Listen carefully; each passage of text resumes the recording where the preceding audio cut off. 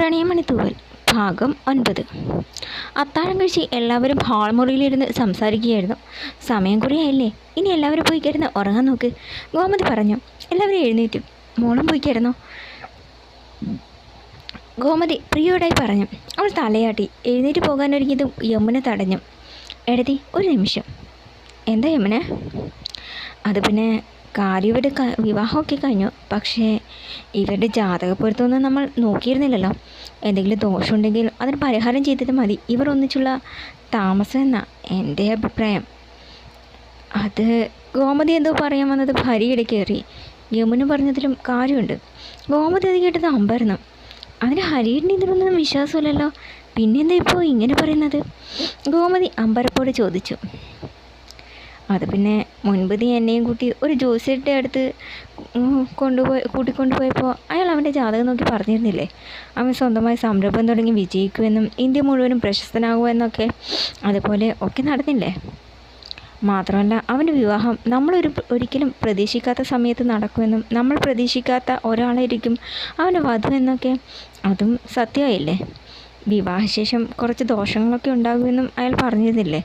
അതുകൊണ്ട് അതൊക്കെ അറിഞ്ഞിട്ട് മതി ബാക്കി, ഹരി പറഞ്ഞു. എന്നാൽ നമ്മുടെ കുടുംബജോസിനെ തന്നെ വിളിക്കാം, ഗോമതി പറഞ്ഞു. വിളിച്ചിട്ട് നാളെ തന്നെ വരാൻ പറയാം. തൽക്കാലം പ്രിയ എന്ന നിമ്മിയുടെ മുറിയിൽ കിടക്കട്ടെ, ഹരി പറഞ്ഞ് എഴുന്നേറ്റു. എന്നാൽ അങ്ങനെ ആകട്ടെ, ഗോമതി പറഞ്ഞു. അത് പ്രിയക്ക് സന്തോഷം തോന്നി. എങ്കിലും എന്തോ ചെറിയൊരു വിഷമം പോലെ തോന്നി അവൾക്ക്. അത് കേട്ടതും അബിയുടെ മുഖവും മ്ലാനമായി. എന്നാൽ ചേച്ചി വാ, നിമ്മ സന്തോഷത്തോടെ പ്രിയയുടെ കൈയും പിടിച്ച് നടന്നു. എല്ലാവരും അവരവരുടെ മുറികളിലേക്ക് പോയി. പിറ്റേന്ന് ജോത്സ്യം വന്നു. ജാതകങ്ങൾ രണ്ടും പരിശോധിച്ചു. ജാതകങ്ങൾ തമ്മിൽ പൊരുത്തക്കുറവൊന്നുമില്ല, പക്ഷേ ചെറിയ ദോഷങ്ങൾ കാണണം. അത് ബാധിക്കുന്നത് ഇവിടുത്തെ ഗൃഹനാഥനായിരിക്കും, ജോത്സ്യൻ ഹരിയെ നോക്കി പറഞ്ഞു. അത് കേട്ടതും എല്ലാവരും ഒന്ന് പരിഭ്രമിച്ചു. അതിന് പരിഹാരമൊന്നുമില്ലേ? ഗോമതി പരിഭ്രമത്തോടെ ചോദിച്ചു. ഉണ്ട്, 2 ആഴ്ച ഈ കുട്ടി വ്രതം എടുത്ത് ഉപവസിക്കണം, ഈ വീട്ടിൽ താമസിക്കാനും പാടില്ല. അത് കേട്ടതും എല്ലാവരും ഒന്ന് ഞെട്ടി. അഭിയും വല്ലായ്മയോടെ പ്രിയെ നോക്കി. അവളൊന്നും വല്ലാതായി. ജോത്സ്യം പോയതും എല്ലാവരും ആശങ്കയോടെ ഹാൾ മുറിയിൽ ഒത്തുകൂടി. ഇനിയിപ്പോൾ എന്താ ചെയ്യുക? ഉപവസിക്കുന്നതൊക്കെ, പക്ഷേ ഈ വീട്ടിൽ താമസിക്കാൻ പാടില്ലെന്ന് പറഞ്ഞാൽ? യമുന ദീർഘമായി ഒന്ന് നിർത്തി. അതിനിപ്പോൾ എന്താ ചെയ്യുക എന്നാണ് ഞാനും ആലോചിക്കുന്നത്. ഗോമതി വിഷമത്തോടെ പ്രിയെ നോക്കി. അതിനിപ്പോൾ എന്താ, അവരെ 2 ആഴ്ച നാട്ടിൽ കൊണ്ടുപോയി നിർത്തുക, അവിടെയാണല്ലോ വ്രതം എടുക്കാനോ ഉപവസിക്കാനോ ഒക്കെ സൗകര്യം കൂടുതൽ, യമുന പറഞ്ഞു. അത് കേട്ടതും അബിയുടെ ചങ്കു പിടച്ചു. അതിങ്ങനെ ശരിയാകും ആൻറ്റി, പ്രിയേച്ചി വിവാഹം കഴിച്ചു കൊണ്ടുവന്നിട്ട് ഒരു ദിവസം പോലും ആയിട്ടില്ല. അതിനിടയ്ക്ക് ചേച്ചി നാട്ടിലേക്ക് മടക്കി അയക്കുന്നത് വെച്ചാൽ അത് മതി ആളുകൾക്ക് ഓരോ കഥയുണ്ടാക്കാൻ. എന്ന് വെച്ച് അവളിവിടെ നിർത്തരുത് എന്നല്ലേ ജോസ്യൻ പറഞ്ഞത്? ജോസിനല്ലേ പറഞ്ഞത്, അല്ലാതെ കോടതിയിൽ നിന്ന് നോട്ടീസൊന്നും വന്നില്ലല്ലോ. ചേച്ചി അങ്ങനെ മടക്കി അയക്കാൻ പറ്റില്ല, നിമിഷ കടുപ്പിച്ച് തന്നെ പറഞ്ഞു. അതിന് അവളെ ഉപേക്ഷിക്കുകയൊന്നുമല്ലല്ലോ, 2 ആഴ്ചത്തെ കാര്യമല്ലേ? 2 ആഴ്ചത്തെ കാര്യമായാലും ഇത് ശരിയല്ല. കിട്ടിയ പിന്നെ ഒരാഴ്ച തികയും മുമ്പ് വീട്ടിലേക്ക് തിരിച്ചയച്ചു എന്ന് പറഞ്ഞാൽ അതിൻ്റെ കുറച്ചിൽ ഈ കുടുംബത്തിന് തന്നെയാണ്, അത് മറക്കണ്ട. നിമ്മി, നിനക്ക് നിൻ്റെ അച്ഛനേക്കാൾ വലുതാണോ ഇവള്? ഞാൻ ആരെയും വലുതും ചെറുതുമായിട്ട് കാണുന്നില്ല. ന്യായമായ ഒരു കാര്യം ഞാൻ പറഞ്ഞു എന്ന് മാത്രം. ന്യായമോ അന്യായമോ ഒക്കെ തീരുമാനിക്കാൻ ഇവിടെ മുതിർന്നവരായിട്ട് ഞങ്ങളൊക്കെ ഉണ്ട്, കേട്ടല്ലോ, യമുന പറഞ്ഞു. യമുനെ, അവൾ പറഞ്ഞതിൽ കാര്യമുണ്ട്. പ്രിയെ നോക്കിക്കൊള്ളാം എന്ന് ചന്ദ്രോദര തറവാട്ടിലെ എല്ലാവർക്കും വാക്ക് കൊടുത്താൽ ഇങ്ങോട്ടേക്ക് കൂട്ടിക്കൊണ്ടുവന്നത്. എന്നിട്ട് അവൾ തിരിച്ച് തറവാട്ടിൽ കൊണ്ട് നിർത്തുക എന്ന് പറഞ്ഞാൽ എൻ്റെ അച്ഛനോട് എഴുത്തിയിടും, ഞാൻ എന്ത് സമാധാനം പറയും? അതുകൊണ്ട് അവളെ തറവാട്ടിലേക്ക് അയക്കാൻ പറ്റില്ല, ഗോമതി പറഞ്ഞു. അപ്പോൾ പിന്നെ എന്താ ചെയ്യുക? അവൾ ഈ വീട്ടിൽ താമസിക്കാൻ പാടില്ലെന്നല്ലേ ജോസ്യം പറഞ്ഞത്? അതുകൊണ്ട് ഇവിടെ നിൽക്കില്ല, പകരം ഔട്ട് ഹൗസിൽ നിൽക്കട്ടെ, ഗോമതി പറഞ്ഞത് കേട്ട് എല്ലാവരുടെയും മുഖം വിടർന്നു. അത് നല്ല ആശയം തന്നെ, പക്ഷേ എഴുതി അവളെ തനിച്ചെങ്ങനെ ഔട്ട് ഹൗസിൽ നിർത്തുക? ഇത് ചോദിച്ചു. അവൾക്കൊപ്പം ഞാനും അവിടെ നിന്നോളാം, ഗോമതി പറഞ്ഞു. അതിങ്ങനെ ശരിയാകും എഴുതി അവളുടെ കൂടെ പോയി നിന്നാൽ അത് ഈ വീട്ടിൽ താമസിക്കുന്നതിന് തുല്യമല്ലേ? മാത്രമല്ല ദോഷം ബാധിക്കുന്ന ഹരിയേട്ടനാണെന്നല്ലേ ജോത്സ്യം പറഞ്ഞത്. അപ്പോൾ ഏട്ടൻ്റെ ഭാര്യയെ ഏട്ടത്തി അവളുടെ കൂടെ താമസിച്ചാൽ എങ്ങനെ ശരിയാകും? പരിഹാര കർമ്മത്തിന് ഫലം ഉണ്ടാകണമെങ്കിൽ ഇവിടെ ആരും അവളുടെ കൂടെ നിൽക്കാൻ പാടില്ല, യമുന പറഞ്ഞു. പക്ഷേ അവളെ ഇങ്ങനെ തനിച്ചവിടെ ഗോമതി ആകുലതയോട് പറഞ്ഞു. അതിന് ദൂരെ ഒന്നല്ലല്ലോ, ഒന്നുറക്കി വിളിച്ചാൽ വിളി കേൾക്കുന്നിടത്തല്ലേ. മാത്രമല്ല ഇവിടെ നമ്മളൊക്കെ ഇല്ലേ, പിന്നെ പേടിക്കാൻ എന്തിരിക്കുന്നു? യമുന പറഞ്ഞു. എന്നാലും അത് എനിക്ക് പ്രശ്നമൊന്നുമില്ല അമ്മായി, ഞാൻ തനിച്ച് നിന്നോളാം. ഒരു നല്ല കാര്യത്തിനല്ലേ, പ്രിയ പറഞ്ഞു. എന്നാലും മോളെ, അത് ഒരെന്നാലും ഇല്ല. ഈ വീടിനോട് ചേർന്ന് തന്നെയല്ല ഔട്ട് ഹൗസ്, അതുകൊണ്ട് പേടിക്കാൻ എന്തിരിക്കുന്നു, ഞാൻ അവിടെ നിന്നോളാം. അതും പറഞ്ഞ് അവൾ മുറിയിലേക്ക് നടന്നു. അബി വിഷമത്തോടെ അവളെ നോക്കി. അബി മുറിയിലേക്ക് വരുമ്പോൾ ബാഗിൽ സാധനങ്ങളെല്ലാം എടുത്തു വയ്ക്കുകയായിരുന്നു പ്രിയ. ആഹാ, എത്തിയോ? അപ്പോൾ ദേ ഞാൻ പോവാട്ടോ. രണ്ടാഴ്ച നിങ്ങളുടെ മുറി നിങ്ങൾ തന്നെ ഭരിച്ചോളും. ഹാപ്പി ആയല്ലോ? അവൾ ചോദിച്ചു. അവൻ വിഷമത്തോടെ മുഖം കുനിച്ച് നിന്നു. അവൾ പുറത്തേക്ക് നടന്നു. താഴെ എല്ലാവരും നിൽപ്പുണ്ടായിരുന്നു. അവൾ എല്ലാവരെയും നോക്കി. എന്നാൽ ഞാനങ്ങോട്ട് ചെല്ലട്ടെ?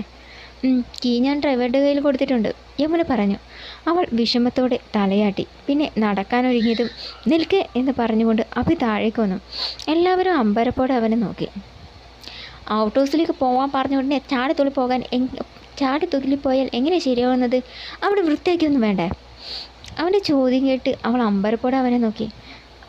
അതൊക്കെ ഞാൻ വൃത്തിയാക്കിക്കോളാം. കൊള്ളാം. എന്നിട്ട് വേണം നിന്നെക്കൊണ്ട് കഠിനമായ ജോലിയൊക്കെ ചെയ്യിച്ചു എന്ന് പറഞ്ഞേ എൻ്റെ മെക്കിട്ടുകാരൻ അല്ലേ? അവൾ വായും പൊളിച്ച് അവനെ നോക്കി. അതിന് ഈ ജോലിക്ക് ഞാൻ നാട്ടിൽ നിന്ന് ചെയ്യാറുണ്ടല്ലോ. ചന്ദ്രോത്ത് തറവാട്ടിൽ നിങ്ങളുടെ കൂട്ടുകാരന് വേണ്ടിയുള്ള മുറി വൃത്തിയാക്കിയത് ഞാൻ തന്നെയാണ്. അപ്പം നീ വെറും 7ാം കൂലി. ഇപ്പം അങ്ങനെയാണോ? ദ ഗ്രേറ്റ് ഫാഷൻ ഡിസൈനർ അഭിമന്യൻ്റെ ഭാര്യ നീ. അങ്ങനെയുള്ള നീ ഇങ്ങനത്തെ ജോലിയൊക്കെ ചെയ്യുന്നതേ എനിക്ക് നാണക്കേടാ. അത് എൻ്റെ ഇമേജിനെ ബാധിക്കും. അതുകൊണ്ട് ജോലിക്കാരോട് പറഞ്ഞ് അവിടെ വൃത്തിയാക്കിയ ശേഷം അങ്ങോട്ട് താമസം മാറിയാൽ മതി, അഭിമന്യു പറഞ്ഞു. അബി, അതിന് മാത്രം അവിടെ വൃത്തികേടൊന്നും ഇല്ലല്ലോ. ഒന്ന് തൂത്തു തെളിച്ചാൽ പോരെ? അത് ഇവള് ചെയ്യണമെങ്കിൽ ജോലിക്കാരോട് പറഞ്ഞാൽ ഇപ്പം തന്നെ ശരിയാക്കി വൃത്തിയാക്കില്ലേ? യമുന ചോദിച്ചു. അങ്ങനെയല്ല ചെറിയമ്മേ, ഇപ്പോൾ 2 ആഴ്ചത്തേക്ക് ഇങ്ങോട്ട് വരാൻ പാടില്ലെന്നല്ലേ പറഞ്ഞത്? അപ്പോൾ ഇവർക്ക് വേണ്ട എല്ലാ സൗകര്യങ്ങളും അവിടെ ഉണ്ടാവണ്ടേ? പാചകം ചെയ്യാനുള്ള സാധനങ്ങളും മറ്റുമൊക്കെ വേണ്ടേ? അതിന് 1 ദിവസത്തെ സമയം വേണം. അതുകൊണ്ട് നീ നാളെ മുതൽ അവിടെ പോയി താമസം തുടങ്ങിയാൽ മതി, അബി പറഞ്ഞു. പക്ഷേ അബി, വേണ്ട ചെറിയമ്മേ, ഇവളെ നോക്കിക്കോളാം എന്ന് ഇവളുടെ അമ്മയ്ക്ക് ഞാൻ വാക്ക് കൊടുത്തതാണ്. അതെനിക്ക് പാലിക്കണം. അബി, വേണ്ടെന്ന് പറഞ്ഞാൽ വേണ്ട. കൂടുതൽ സംസാരിക്കാൻ എനിക്ക് താല്പര്യമില്ല. ഏറെ പൊടിയകത്ത്, അബി രോഷത്തോടെ പറഞ്ഞു. അതോടെ എല്ലാവരുടെയും വാ അടഞ്ഞു. പ്രിയ ബാഗ് എടുത്ത് തിരികെ മുറിയിലേക്ക് നടന്നു. രാത്രി ഭക്ഷണമൊക്കെ കഴിച്ച് എല്ലാവരും ഉറങ്ങാൻ പോയി. പ്രിയ ഒരു നിമിഷം എന്ത് ചെയ്യണമെന്നറിയാതെ നിന്നു. പിന്നെ മുറിയിലേക്ക് നടന്നു. അവിടെ നിന്നേ, യമുനയുടെ ശബ്ദം കേട്ട് അവൾ നിന്ന് തിരിഞ്ഞു നോക്കി. യമുന ദേഷ്യത്തോടെ അവളുടെ അരികിലേക്ക് വന്നു. നിന്നോട് പറഞ്ഞതൊന്നും നിനക്ക് ഓർമ്മയില്ല എന്നുണ്ടോ? പരിഹാരം ചെയ്തിട്ട് മതി അവൻ്റെ ഒപ്പമുള്ള കിടപ്പ്. അത് ചെറിയമ്മേ, ഞാൻ എവിടെ കിടക്കേണ്ടതെന്ന് അറിയാത്തത് കൊണ്ടാണ്. അവൾ ദീർഘമായി ഒന്ന് നിർത്തി. നീ എവിടെയാണ് കിടക്കേണ്ടതെന്ന് ഞാൻ കാണിച്ചു തരാം, വാ, യമുന പറഞ്ഞു നടന്നു. അവൾ പിന്നാലെ ചെന്നു. യമുന താഴേക്ക് ചെന്ന് അടുക്കളയോട് ചേർന്നുള്ള ചെറിയ സ്റ്റോർ റൂമിലേക്കാണ് യമുന അവളെയും കൂട്ടിക്കൊണ്ട് ചെന്നത്. ദാ ഇവിടെ കിടന്നാൽ മതി. പ്രിയ അവിടെ നോക്കി. ഇടുങ്ങിയൊരു മുറി, ചെറിയൊരു കട്ടിൽ, വെളിച്ചം മങ്ങിയ ഒരു ബൾബും, വേറെ ഒന്നും തന്നെയില്ല അവിടെ. ചെറിയമ്മേ, ഇവിടെ എങ്ങനെയാണ് ഞാൻ? നിൻ്റെ വീട്ടിൽ ഇതുപോലെ സൗകര്യമൊന്നും ഉണ്ടായിരുന്നില്ലല്ലോ. അതുകൊണ്ട് കൂടുതൽ പറയണ്ട, വേഗം കിടക്കാൻ നോക്ക്, കാലത്തെ എഴുന്നേൽക്കേണ്ടതാ. അതും പറഞ്ഞ് യമുന നടന്നു. പ്രിയ കരഞ്ഞുകൊണ്ട് അവിടെ ഇരുന്നു. വർക്കൊക്കെ കഴിഞ്ഞ് അബി മുറിയിലേക്ക് വന്നു. അകത്ത് കയറിയതും അവൻ ചുറ്റും നോക്കി. പ്രിയ ഇതെവിടെ പോയി? അവളെ കാണുന്നില്ലല്ലോ. അവൻ ബാത്റൂമിലും അവിടെ ആകെയും നോക്കി, എവിടെയും കണ്ടില്ല. ഇവളെവിടെ പോയി? ഇനി എൻ്റെ കൂടെ കിടക്കണ്ടെന്ന് പറഞ്ഞ് അമ്മയുടെ കൂടെ എങ്ങാനും അവൻ ഒരു നിമിഷം ആലോചിച്ചു. അതില്ല. ഇനി നിമ്മിയോടൊപ്പം അവളുടെ മുറി കാണോ? അവൻ സംശയത്തോടെ ആലോചിച്ചു. അതിനാണ് ചിലപ്പോൾ സാധ്യത. ആ ജോസി കാരണം ഇങ്ങനെയൊക്കെ ഉണ്ടായത്. ഇല്ല, അവളിന്ന് എൻ്റെ കൂടെ ഈ മുറിയിലുണ്ടായേനെ. 1, 2 പറഞ്ഞ് പിണങ്ങിയാലും അവളുടെ മുഖം കണ്ടുകൊണ്ട് ഉറങ്ങാമായിരുന്നു. ഇല്ല, തുളച്ചു. 2 ആഴ്ചത്തെ കഴിയല്ലേ, അഡ്ജസ്റ്റ് ചെയ്യാം. അവൻ ഓരോന്നോർത്ത് കട്ടിലിൽ ചെന്ന് കിടന്നു. എത്ര നേരമായിട്ടും ഉറക്കം വരാതെ തിരിഞ്ഞു മറിഞ്ഞു കിടന്നു. പിന്നെ ദേഷ്യത്തോടെ എഴുന്നേറ്റ്. നാശം വിടക്കാം, കിടന്നിട്ട് ഉറക്കം വരുന്നില്ലല്ലോ. അവൻ കുറച്ച് വെള്ളം എടുക്കാൻ തിരിഞ്ഞതും കട്ടിലിനോട് ചേർന്ന് വെച്ച ടീപ്പോയ്മേൽ വെച്ച ജഗ്ഗെടുത്ത് നോക്കി. ഇതൊരു വെള്ളമില്ലല്ലോ. ഏതായാലും അടുക്കളയിൽ പോയി എടുക്കാം. അതും പറഞ്ഞ് അവൻ താഴേക്ക് നടന്നു. ഇതേ സമയം താഴത്തെ കൊടുസുമുറിയിൽ ഉറക്കം വരാതെ തിരിഞ്ഞും മറിഞ്ഞും കിടക്കുകയായിരുന്നു പ്രിയ. ചൂടെടുത്തിട്ടാണെങ്കിൽ ഉറക്കവും വരുന്നില്ല. അവൾ സാരി തലപ്പ് കൊണ്ട് വിയർപ്പൊപ്പി. അവൾക്കാകെ ശ്വാസം മുട്ടുന്നത് പോലെ തോന്നി. ഈ സമയം വെള്ളം എടുക്കാൻ അബി അവിടേക്ക് വന്ന് ഫ്രിഡ്ജിൽ നിന്ന് വെള്ളമെടുത്ത് ജഗ്ഗിലൊഴിച്ചു. തിരിഞ്ഞു നടക്കാൻ ഒരുങ്ങിയപ്പോഴാണ് സ്റ്റോർ റൂമിൽ നിന്ന് എന്തോ ഒച്ചയും അനക്കവും കേട്ടത്. അവനൊന്ന് ഭയന്നു. ഈശ്വര, എന്താ അത്? ആരെ ഈ നേരത്ത് സ്റ്റോർ റൂമിൽ കയറാൻ? ഇനി വല്ല കള്ളന്മാരാവോ? അവൻ ഭീതിയോടെ ഓർത്തു. എല്ലാവരെയും വിളിച്ച് എഴുന്നേൽപ്പിച്ചാലോ? വേണ്ട, തൽക്കാലം കള്ളനെ ഡീൽ ചെയ്യാൻ ഞാൻ മതി. അവൻ അവിടെ മാകെ പരത്തി. ഒടുക്കം ഒരു വടി കിട്ടി. അതും എടുത്ത് പമ്മി അവൻ സ്റ്റോർ റൂമിൻ്റെ അടുത്തേക്ക് ചെന്നു. ഈ സമയം ഉറക്കം വരാതെ കുറച്ച് വെള്ളം കുടിക്കാമെന്ന് കരുതി പ്രിയയും എഴുന്നേറ്റ് പുറത്തേക്ക് നടന്നതും അകത്തേക്ക് വന്ന് അബി കള്ളനെ അടിക്കാൻ അലറിക്കൊണ്ട് വടിയെടുത്തി. പെട്ടെന്നുള്ള ആക്രമണത്തിൽ പ്രിയ ഞെട്ടിത്തെറിച്ചു. അവൾ പേടിച്ച് ഉറക്കെ നിലവിളിച്ചു. പെട്ടെന്ന് അവളെ കണ്ടതും അവൻ അന്തം വിട്ട് നിന്നു. അവനാണെന്ന് കണ്ടതും അവൾ കിതച്ചുകൊണ്ട് നെഞ്ചിൽ കൈവിട്ടു. എന്റെ ദൈവമേ, ഞാനിപ്പോൾ ചത്തനെ. നിങ്ങൾക്ക് എന്താ മനുഷ്യ ഭ്രാന്ത് പിടിച്ചോ? നട്ട പാതിരയ്ക്ക് വന്ന് മനുഷ്യനെ പിടിപ്പിച്ച് കൊല്ലാൻ നോക്കുന്ന അവൾ ദേഷ്യത്തോട് ചോദിച്ചു. അവൻ വടി താഴെ കിട്ടും. ആഹാ, ഇപ്പം ഞാൻ ചെയ്തതായ കുറ്റം പാത്രത്തിൽ നിനക്കെന്താടി സ്റ്റോർ റൂമിൽ കാര്യം? അവൻ ചോദിച്ചു. അത് പിന്നെ അവൾ നിന്ന് പരിങ്ങി. ഈ സമയം ശബ്ദം കേട്ട് എല്ലാവരും അവിടേക്ക് വന്നു. എന്താ ഇവിടെ ഒരു ബഹളം കേട്ട്? ആരാ നിലവിളിച്ചത്? ഗോമതി പരിഭ്രമത്തോടെ ചോദിച്ചു. അവരെ കണ്ടതും പ്രിയൊന്ന് പരിഭ്രമിച്ചു. എന്തുണ്ടായി? നിങ്ങൾ ഇതുവരെ കിടന്നില്ലേ? ഗോമതി ചോദിച്ചു. അത് ഞാൻ വെള്ളം എടുക്കാൻ വന്നതമ്മേ. അപ്പോൾ സ്റ്റോർ റൂമിൽ ഒരാളണക്കും കിട്ടും. കള്ളന്മാരെങ്ങാനോ എന്ന് കരുതി വന്ന് നോക്കിയതാ. അപ്പോൾ അതെ നിൽക്കുന്നു ഇവിടെ. എന്താ ഇവിടെയെന്ന് ചോദിച്ചിട്ട് പറയുന്നുമില്ല. അഭി പറഞ്ഞു. എന്തിനാ മോളെ നീ ഈ നേരത്ത് സ്റ്റോർ റൂമിൽ വന്നത്? അത് അമ്മായി. അവൾ എന്ത് പറഞ്ഞു എന്നറിയാതെ കുഴങ്ങി. യമുന അല്പം ഭീതിയോടെ ഉമിനീരിറക്കി. അവളും വെള്ളം എടുക്കാനും മറ്റും വന്നതാകും. സമയം ഒരുപാടായില്ലേ, എല്ലാവരും പോയി കിടക്കാൻ നോക്ക്, യമുന പറഞ്ഞു. മോൻ എന്തിനാ തനിച്ച് ഇങ്ങോട്ട് വന്നത്? വെള്ളം കുടിക്കാനാണെങ്കിൽ അബിയെ കൂടി വിളിക്കായിരുന്നില്ലേ? അത് കേട്ടതും അബി അമ്പരപ്പോടെ അമ്മയെ നോക്കി. അതിനിവളെ എൻ്റെ റൂമിലല്ലല്ലോ കിടന്നത്, നിമ്മിയുടെ കൂടിയല്ലേ? ചേച്ചി എൻ്റെ മുറിയിലൊന്നുമല്ല കിടന്നത്. അബി സംശയത്തോടെ അവളെ നോക്കി. പിന്നെ സ്റ്റോർ റൂമിലേക്ക് നടന്നു. അവിടെ കിടക്ക് വീഴ്ചിരിക്കുന്നത് കണ്ട് അവനെ നെറ്റിച്ചുളിഞ്ഞു. നീ എവിടെയാണോ കിടന്നത്? അവൻ ചോദിച്ചു. അവൾ മുഖം കുനിച്ച് നിന്നു. അത് കേട്ടതും എല്ലാവരും ഞെട്ടി. മോൾ എന്തിനാ ഇവിടെ വന്ന് കിടന്നത്? ആരാ നിന്നോട് ഇവിടെ വന്ന് കിടക്കാൻ പറഞ്ഞത്? ഗോമതി ചോദിച്ചു. അവൾ എന്തു പറയണമെന്നറിയാതെ യമുനയെ നോക്കി. അതുകൊണ്ട് അബിക്ക് കാര്യം പിടികിട്ടി. യമുന ആകെ പരിഭ്രമിച്ചു. ആൻറ്റി എന്തിനാ ഇവളോട് ഇവിടെ കിടക്കാൻ പറഞ്ഞത്? അബി ദേഷ്യത്തോടെ ചോദിച്ചു. ഞാനോ? അത് ഞാനങ്ങനെയൊന്നും പറഞ്ഞിട്ടില്ല. അവൾ നിന്ന് പരിങ്ങി. കിടന്ന് ഉരണ്ട് കളിക്കാൻ നോക്കണ്ട. ആൻറ്റി തന്നെ ഇവളിവിടെ കൊണ്ടുവന്ന് കിടത്തിയത്. അത് ആൻറ്റിയുടെ പരിഭ്രമത്തിൽ നിന്ന് തന്നെ മനസ്സിലാക്കാൻ കഴിയുന്നുണ്ട്, അമ്മ പറഞ്ഞു. ഗോമതി ദേഷ്യത്തോടെ അവളെ നോക്കി. ഇത് നേരാണോ യമുനെ? നീയാണോ ഇവിടെ കൊണ്ട് കിടത്തിയത്? അതേടത്തി ഇവർ പരിഹാരം ചെയ്തിട്ട് ഒരു റൂമിൽ കഴിഞ്ഞാൽ മതി എന്ന് കരുതിയാ ഞാൻ. അതിനിവളെ ഇവിടെ കൊണ്ട് കിടത്തണോ? ഇവിടെ വേറെ എത്ര മുറിയുണ്ട്? അല്ലെങ്കിൽ നിമ്മിയുടെ കൂടെ കിടന്നോളാൻ പറയരുതോ? നേരെ വേണം ശ്വാസം വിടാൻ പോലും കഴിയാത്ത ഈ കുടിസ് മുറിയിൽ ഒരു ഫാനും വെളിച്ചവും പോലും ഇല്ലാതെ കിടക്കാൻ പറയാൻ നിനക്ക് എങ്ങനെ തോന്നി? ഗോമതി ദേഷ്യത്തോട് ചോദിച്ചു. യമുന മുഖം കുഴിച്ച് നിന്നു. മോൾ എന്തായാലും ഇവിടെ കിടക്കണ്ട, പോയി നിമ്മിയുടെ കൂടെ കിടന്നോ, ചെല്ല്, ഗോമതി പറഞ്ഞു. ചേച്ചി ചേട്ടൻ്റെ മുറിയിൽ കിടന്നിട്ടുണ്ടാവുമെന്ന് കരുതിയാ ഞാൻ നോക്കാതിരുന്നത്. ഏതായാലും ചേച്ചി വാ. നിമ്മി അവളെയും വിളിച്ച് നടന്നു. ഗോമതി യമുനയെ നോക്കി. യമുനെ അവൾ ഇവിടേക്ക് വലിഞ്ഞു കയറി വന്നതല്ല. എന്നെയും നിന്നെയും പോലെ ഈ വീട്ടിലെ ആണൊരുത്ത് കെട്ടിക്കൊണ്ട് വന്നതാ. നമുക്ക് ഈ വീട്ടിലുള്ള എല്ലാ അധികാരങ്ങളും അവകാശങ്ങളും അവൾക്കും ഉണ്ട്. അത് മറക്കരുത്. നീ അവളോട് ചെയ്തതുപോലെ എനിക്ക് നിന്നോടും ചെയ്യാമായിരുന്നു. ഞാൻ ചെയ്തില്ലല്ലോ. അതുകൊണ്ട് ഇനി എന്ത് ചെയ്യുമ്പോഴും അത് ഓർക്കണം. നീ കേട്ടല്ലോ? അവൾ ഉമ്പന് തലയാട്ടി. താക്കിയതോടെ അവളെ ഒന്ന് നോക്കി ഗോമതി നടന്നു. എല്ലാവരും അവരവരുടെ മുറികളിലേക്ക് പോയി. പിറ്റേന്ന് കാലത്ത് വ്രതം ആരംഭിച്ചു. ജോലിക്കാർ വന്ന് ഔട്ട് ഹൗസ് വൃത്തിയാക്കി. അത്യാവശ്യം വേണ്ടുന്ന സാധനങ്ങൾ അഭി അറേഞ്ച് ചെയ്തു കൊടുത്തു. അങ്ങനെ അവൾ അവിടേക്ക് താമസം മാറി. രാവിലെ എഴുന്നേറ്റ് കുളിച്ച് തുളസിച്ചെടിയെ വലം വെച്ച് തൊഴുത് അമ്പലത്തിൽ പോയി തൊഴുത് അവളുടെ ദിനചര്യകൾ തുടർന്നു. അവൾ കാണാതെ പാത്തും പതുങ്ങിയൊക്കെ അഭി അവളെ നോക്കി. അങ്ങനെ ഒരാഴ്ച പെട്ടെന്ന് കടന്നുപോയി.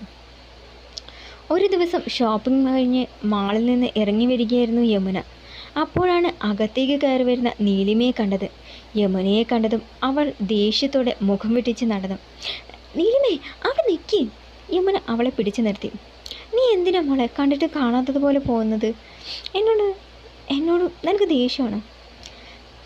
കണ്ടാൽ പരിചയം കാണിക്കാനും കുശലം അന്വേഷിക്കാനും മാത്രം എന്ത് ബന്ധമാണ് നമുക്കിടയിലുള്ളത്? എല്ലാം ഒന്ന് ആ കല്യാണത്തോടെ അവസാനിച്ചു. മോളെ, അങ്ങനെയൊന്നും പറയരുത്. അന്ന് അവിടെ നടന്നതൊക്കെ മോളും കണ്ടതല്ലേ? എല്ലാവരും കൂടി ഇല്ലാത്ത ഓരോന്ന് പറഞ്ഞ് പാവം അഭിമാനം കൊണ്ട് അവളുടെ കഴുത്തിൽ താലി കടിച്ചു. അതിന് നീ ഞങ്ങളോട് ഇങ്ങനെ ദേഷ്യം പിടിച്ചിരുന്നിട്ട് എന്ത് കാര്യം? എനിക്കാരോടും ഒരു ദേഷ്യവുമില്ല, പോരെ? അതും പറഞ്ഞ് അവൾ നടക്കാനൊരുങ്ങിയതും യമുന അവളെ തടഞ്ഞു. അങ്ങനെ പോവലെ മോളെ. സത്യം പറഞ്ഞാൽ നിങ്ങളുടെ വിവാഹം നടക്കാത്തതിൽ എനിക്ക് ഒരുപാട് വിഷമമുണ്ട്. എൻ്റെ ആഗ്രഹം നിങ്ങൾ രണ്ടാളും ഒന്നിച്ച് ജീവിക്കണം എന്നായിരുന്നു. പക്ഷേ എന്ത് പറയാൻ, ഇത്തിക്കണ്ണിയെ പോലെ ഒരാൾ തലയിൽ പറ്റിക്കൂടിയില്ലേ? പാവം അഭിമാനം വല്ലാത്ത സങ്കടമുണ്ട്. യമുന വിഷമത്തോടെ പറഞ്ഞതും നീലിമ പുച്ഛത്തോടെ ചിറികൂട്ടി. ആൻറ്റിയോട് കള്ളം പറയൊന്നും വേണ്ട.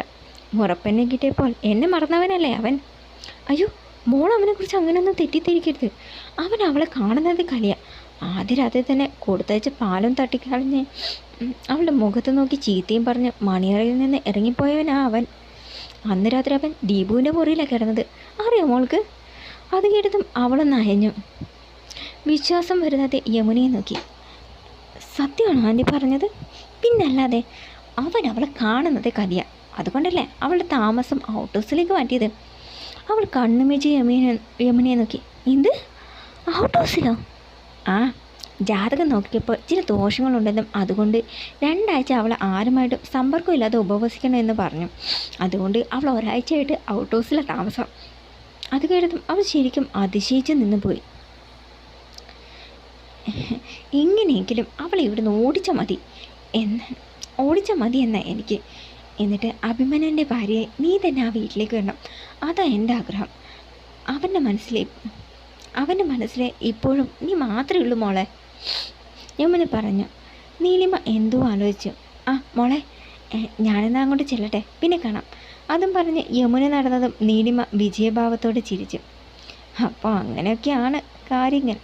ഇനി എന്ത് വേണമെന്ന് എനിക്കറിയാം, അവൾ സന്തോഷത്തോടെ ഗൂഢമായി ചിരിച്ചുകൊണ്ട് പറഞ്ഞു. രാത്രി എല്ലാവരും ലൈറ്റണച്ച് കിടന്നു. എല്ലാ വാതിലുകളും അടച്ച ശേഷം പ്രിയും മുറിയിലേക്ക് നടന്നു. കട്ടിലിൽ ചെന്ന് കിടന്നു. പക്ഷെ എന്തുകൊണ്ടോ അവൾക്ക് ഉറക്കം വന്നില്ല. അകാരണമായ ഒരു ഭീതി അവളെ കീഴടക്കിയിരുന്നു. ഉറക്കം വരാതെ അവൾ അവിടെ തന്നെ കിടന്നു. ഈ നേരം പുറകുവശത്തെ വാതിൽ തുറന്ന് 2 മുഖംമൂടി ധരിച്ച 3-4 പേർ ശബ്ദമുണ്ടാക്കാതെ അകത്തേക്ക് വന്നു. ഒളിപ്പിച്ചു വെച്ച കത്തിയെടുത്ത് അവർ ഗൂഢമായി ഒന്ന് ചിരിച്ചു. തുടരും.